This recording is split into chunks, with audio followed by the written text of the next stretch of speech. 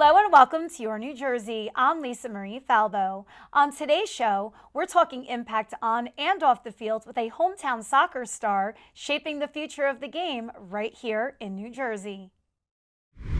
But first, former New York Giants lineman and Super Bowl champion Oben joins us to talk about the NFL Alumni's Gear Up Against Cancer campaign, an effort focused on lung cancer awareness, prevention, and the importance of early screenings for communities across New Jersey and New York. Roman, welcome to the show. It's so good to be on the show. How are you doing? This is awesome because Yeah. you're like my best friend in the NFL. So, I mean, such a full circle moment. Yeah, absolutely. No, I'm happy to be here and talk about all these issues and keep moving forward. Yeah, I've been involved in the community for a while and definitely ready to talk about NFL Gear Up for Cancer campaign with NFL Alumni. So it was a partnership with the CDC and Gear Up to fight against cancer, and it was really about lung cancer awareness, detection, prevention, education.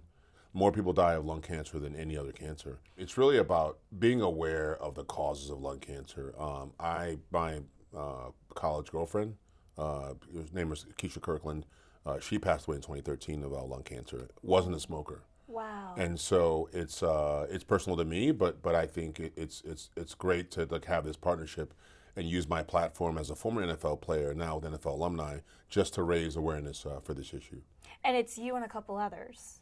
Yeah, it's me. Locally, they use guys that played like Giants and Jets. So Antonio Cromartie, who's a Jets player, and Sean O'Hara. And it's funny that we were both teammates at different teams. So I was a teammate with Sean O'Hara for the Browns, and then he came to the Giants. And then later in my career, I was a teammate with Antonio Cromartie, who ended up playing for the Jets after he left the Chargers. So we're all tied to the New York metro community. It's a small world. How long have you been president of New York, New Jersey Alumni? I've been president since 2012. Can you believe it? And the whole thing was just we got to find guys, mid-30s. Once you get done playing, I played 12 years in the league, so I was 35 when I got done playing. So every 10 years, there's different generational issues that we're dealing with. It's more mental health now with guys, but it gave me an opportunity to reach out at that point. I can speak the young guys' language still, and then I still respect the older generation of guys that played before me. And so you're always trying to make sure that guys, no matter where they are in their journey, you got guys that played 1 or 2 years for other teams, but maybe they went to Rutgers and they live in this area. And obviously you've got former Giants and Jets. So we do a lot of community work, and this is like one of the most important things that we've done this year with this partnership. You also help them find their footing in retirement because a lot of players, they don't know what's next. Yeah. It's funny. I was done playing in 2008, and there weren't not even a third of many resources there are now for former players. So there's mental health hotlines, there's former players organizations, there's an NFLPA side, there's NFL Legends. There's so many things based on what guys need. And then there's a dedicated focus on your health too. Your health and your mental health is the most important thing. And not everyone is on TV every day or this podcast generation, all these guys have podcasts, but whatever you want to do, whatever you have interest in, like there's an avenue to find out more about that because you still want to wake up every day and really solve problems and tackle the world like you're getting ready to play the Minnesota Vikings or the Dallas Cowboys. You're just that same preparation approach that goes into the next phase of life. It's helped me for sure. Obviously, I've been in the league office since 2015. But it's really awesome to just continue to evolve and use. You're still a football player and you're still an athlete. You're just not playing. You're just using athletics as a platform when football's over. So besides being president of Alumni, you also work for the NFL front office. Yes. Being an ambassador all around the world for them. Yeah, so my current title is Vice President of Football Development, and it's really about the football development pipeline from high school to college into pro. Just making sure we're evolving the strategy of football development against what the real issues are. There's also a college outreach. I lead all the college outreach education, and I do presentations for all the FBS coaches about how do you create some of these NFL systems that can be adapted in college. Gambling education, obviously NIL. So how do you deal with the salary cap in college? College kids can get paid now, and so there's a lot of different complexities that certainly didn't happen when I was in college, but you just have to be ahead of the issues and strategically say, where can we put our resources, education, just more focus on some of those issues as they come up. So it's great work, and you talk about international as well. growing the game globally, getting players from other countries. You get a practice squad designation for international players. Every team can have one. Those are just great things to be a part of. I mean, no day's the same, but it's definitely exciting to work on different initiatives throughout the year. I don't know how you have the time. I don't. And then I travel a lot too, so I'm a homebody. So like when I travel, I come back home. I don't linger on trips. I've done same day trips. Fly to Indianapolis, do a meeting, fly back same day because I just want to be home. So but it's good stuff. It's good work to be a part of. What about youth football? Because, I mean, flag football is so popular now. Because I think a lot of parents are weary putting their young sons into tackle contact football. Is that correct? Well, I think when I first started in 2015, there was an attention focused on how do we think responsibly about how are we talking about youth football now versus 25 years ago or 10 years ago. It's a different game. It's more athletic. We created a flag platform so that football could be more inclusive, so women and young girls can play. There's a path now because flag is in the Olympics. And then from a tackle football perspective, it's not the same game that I played as a kid. It's more athletic. It's more passing. There's more research. Companies like Riddell, they're putting more research in health and safety. And then coaches are more educated. You've got to get probably a more scrutinous certification than you to do anything just to coach kids. So, and that's what you want to be a part of.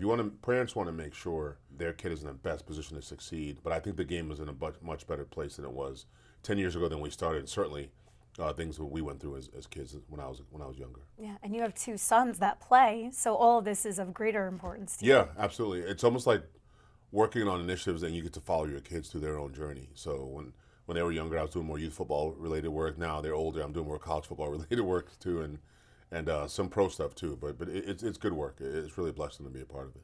So besides football, in New Jersey, you sit on various boards. Tell me about that. Man, there's a few boards. So St. Joseph's Hospital is obviously Wayne and Patterson. I've been a member of the board for probably since 2019 or so.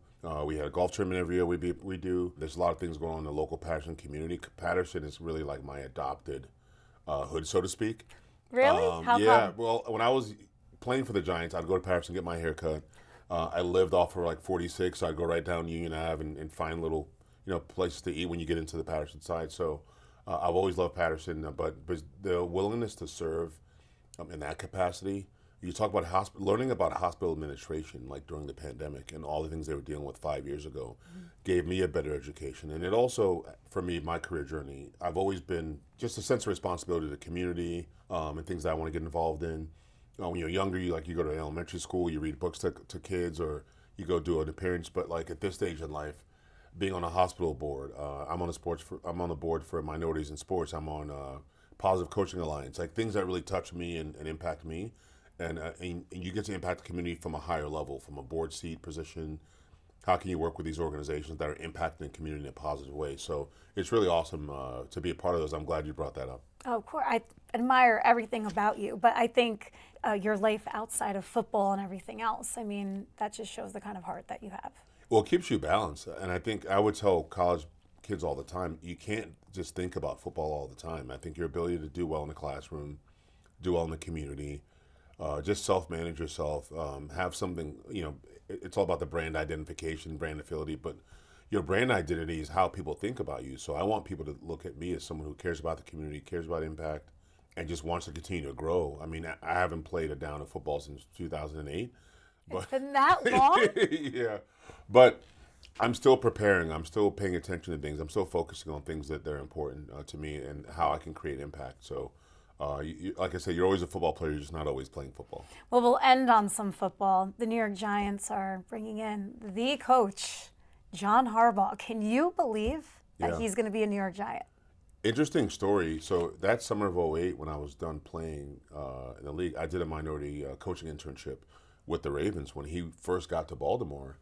And in that room, he challenged Ray Lewis, Ed Reed, and all those guys about who they really were, and they hadn't won a Super Bowl since 2000. We don't talk about when they that beat the one. Giants. Yeah, unfortunately, but he really challenged them, and he was like a special teams coach.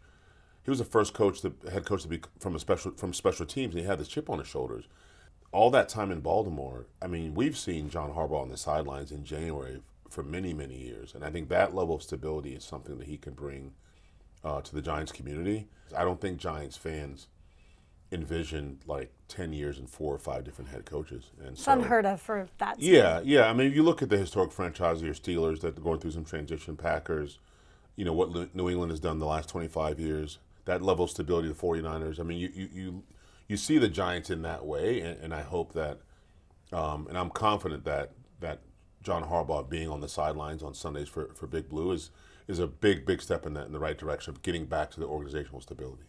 9 teams were looking for a head coach this cycle. That's insane. And unheard of, right? Yeah, that's insane. Why is that? Well, you always have the firings that you know are going to happen, and then there's always a few outliers. And what the average fan doesn't think about is it's not just 9 guys looking for a job. I mean, there are staffs of like 50 people. Yeah, you got staff, you got operational staff, coaching staff, and I moved around a lot.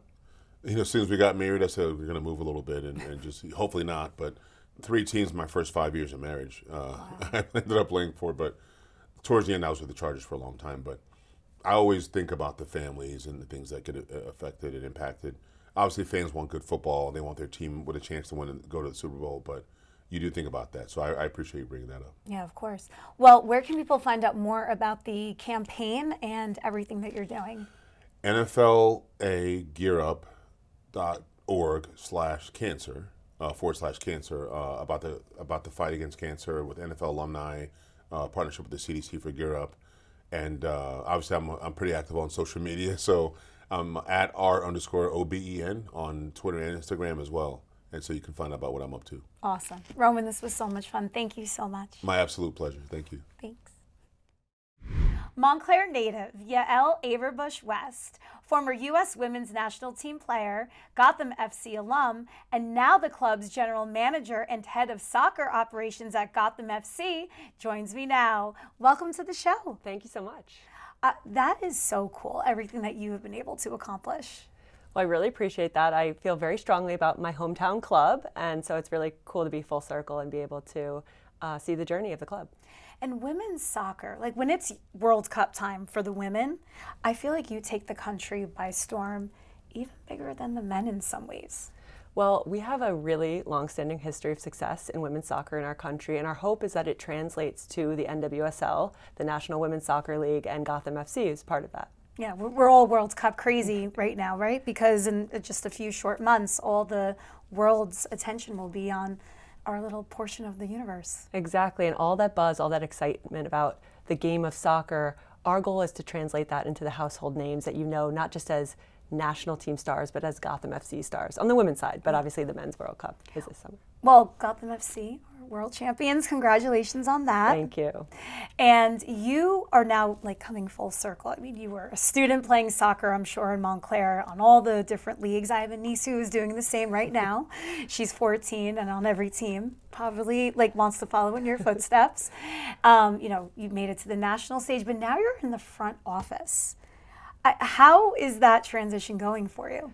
Yeah, it's very interesting. It's not something I dreamed of when I was a young, aspiring soccer player, but as you said, it's really full circle for me. So I got to live the journey as a player, and I learned so much about the struggles of being a player and trying to maximize my potential and compete in a team and try to push my team to success. And now I get the vantage point of trying to assemble the best athletes and the best staff to support that success and what things work, what things don't work. And I really have so much respect for what the players go through. You know, the players are a product as a team, and I always say that they have the hardest jobs out there, and I really truly believe that. But it's an amazing opportunity that I have now to try to create the platform for what we want to do at Gotham and to elevate our amazing athletes who do the hardest part on the field.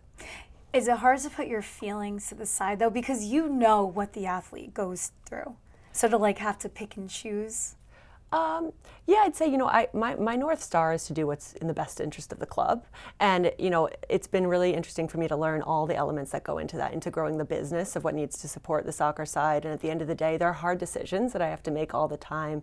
But I'm always keeping that North Star in mind is what's the best thing for the club? What's the best thing for Gotham to be successful now and in the future? Yeah. So what do you look for in a player? It's a great question. So I think there's a number of things. If I had to boil it down to the most important thing outside of the obvious, like we need to make sure the players are talented and can perform in the field, but all of our players have a deep desire to get better still, whether they've won World Cups and are names you already know, like the Rose Lavelle, Esther from the Spanish national team, or our new players, our rookies. Every single player has a deep desire to continue to improve themselves and to push their teammates. And that's probably the most important factor in looking at who's going to be successful at Gotham. So before taking this on, you founded the NWSL Players Association. What's that all about? Yeah, so at a different time in women's soccer than we are now, I was playing in the league, and really we had no voice as players. We had no representation, and it's so important, as I learned at the time, that the league works in tandem with the players to push progress. Just all around. And so I was part of the very early stages. Myself and my peers kind of put together the group that now has become the NWSL Players Association and negotiated. Now we're in our second collective bargaining agreement with the league. But it's been such an instrumental group to the progress of the league. So I'm very proud to have been part of the early stages of that. They've taken it a lot further than what I was part of at the time. So Gotham FC, as I mentioned, you're champions. You took the area by storm. How do you integrate yourself into the community here? Yeah, it's so important because, like you said, your niece, I believe, who's playing soccer in the area, we want to make sure that everyone in the area, whether it's soccer players, parents, coaches, or just people who are generally interested in sports, interested in supporting things in the New York, New Jersey area, knows about Gotham, knows our players, knows what we're competing for. And I think one of the most exciting things is that we have world-class talent. Some of the best players, coaches, staff in the world is right here in our community, a community that I grew up in. And I always think about what I would have done to connect with that when I was a young, aspiring soccer player, and it would have been crazy things. So it's so important that people know and understand that we have some of the best soccer in the world being played week in and week out right here. And we're doing it for the community, to engage with the community, to inspire, to educate within the community. So we have a lot of work to do to get the word out. What programs does Gotham have in terms of community engagement? Yeah, so our Keeper in the Game initiative is really important because unfortunately girls are dropping out of sport at that kind of crucial teenage age of that 12 to 14-year-old age. So we are working to arm coaches who are part of community initiatives, parents with information and inspiration to keep girls involved in the game and actually to also impact the players who are involved in those programs. So our players on our team, the best role models out there, they go out and they run sessions, they run workshops for the teams who are part of the Keeper in the Game initiative, and it's really something we're trying to grow. Why is that happening, that trend? Yeah, well, I think it's multifaceted, and that's part of what we're trying to understand and impact. And I think it's for a lot of reasons, but the big thing that we can impact is the establishment of role models. I think that's really important, that girls see a future in the game, not just on the field. Not every girl aspires to be a professional soccer player, but connecting with the amazing people we have at Gotham and also seeing a path that maybe you won't be on the field, but you could be a general manager. You could be an owner of a team. You could cover the team in the media or on TV, and understanding all the pathways within the game is so important. So once people enter the stadium in Harrison, gorgeous stadium, by the way, Sports Illustrated Stadium, what's the game day experience like? Yeah, so we put a lot of emphasis into our game day experience. It starts with Fan Fest prior to the game, where you can get your face painted. I was going to say kids, but adults too. It's not expensive to get. Yes, I would love to do that. Get your face painted, take photos, photos with former players. We often have like a lot of fun activities and ways to engage, a little mini soccer field out there. So it's a great place for families to come, for young adults come grab a beer, and just start to engage with the experience of what will happen in the stadium. So the day starts long before what happens on the field, and then when you come into the stadium, I think what people we want people to know is our athletes are so extraordinary, but also so accessible. So you come, you watch the game. I think we play a really exciting style of soccer, whether you know the sport or not. And then staying after, our players stay for a while and they sign autographs, they engage with the crowd. And it's unlike almost any other sport where you get to not just see your role models on the field, but then actually interact with them potentially after the game. Do you find women athletes have to work harder, not just at their game, but in all the different ways? I think there has been that double standard over time, and I think we're breaking a lot of barriers, and people are recognizing that to be an extraordinary athlete, all you have to do is be extraordinary at your sport. And also, that doesn't mean you have to be limited to that. Our players show up for the game, they do what we call our fit walk. They dress in amazingly cool outfits. They like to express themselves off the field as well. Nobody has to do it. Nobody has to build their brand outside the field. But it's an opportunity for our athletes to really differentiate themselves from maybe other athletes in the industry. You talk about, top-notch stadium, players, front office, your ownership. You have a very powerful ownership team behind you. Yeah, so Carolyn Tisch-Blodgett, who came into owning a club in 2023, she's really transformed the opportunity at Gotham. And with her, her coming into NWSL too, we've seen a number of other really powerful ownership groups continue to enter the league. And I always say this, it's amazing to think, because what I thought the opportunity was in women's soccer, like Carolyn and others have just blown it out of the water. I can't even see the ceiling anymore. And so with her and her family's support in driving the opportunity for us, really, it's unbelievable the vision we have and the ambition that she's brought to the club. What's the demographics you see attending games? I think it's really important that we're a very welcoming environment, and we want to be home to anyone and everyone who will enjoy soccer. So it's not, we used to think, oh, maybe it's just the mom with a young girl who plays soccer. We see boys in the stands cheering for our athletes. Oh, that's good to hear. Yeah, young adults, families who aren't necessarily soccer families, but want to go for an outing and experience something fun and exciting. So really, we're very welcoming for anyone and everyone who wants to have a fun time. You don't have to know soccer, you don't have to be an expert, but certainly you're going to leave inspired. Talk to me about the championship run. I feel incredibly proud of the group for coming together and performing at our best when it counted most. And for us, I think the most amazing part of becoming champions this year is that we're so proud of what we did, and we know that we still have so much more ambition, and we still can be so much better as a team, which is really the most exciting place to be. Is like we haven't tapped out. We have more things we want to achieve. So we've unlocked some opportunities for the club that are really exciting. This is all so amazing. How do you stay hungry, though, to repeat? Yeah, well, I don't have to provide any fuel to that. I think everyone is incredibly hungry. And as I mentioned, we recruit athletes who are always trying to be better. Our coaches have the same mentality. We, throughout last year, were identifying all the ways that we felt like we could have been better. And those are on this long list, whether we won the championship or not, that we're chipping away at. So no motivation needed. We are always looking at ourselves and looking at how we can be better in every single way. Your co-tenants with the Red Bulls, do you work together?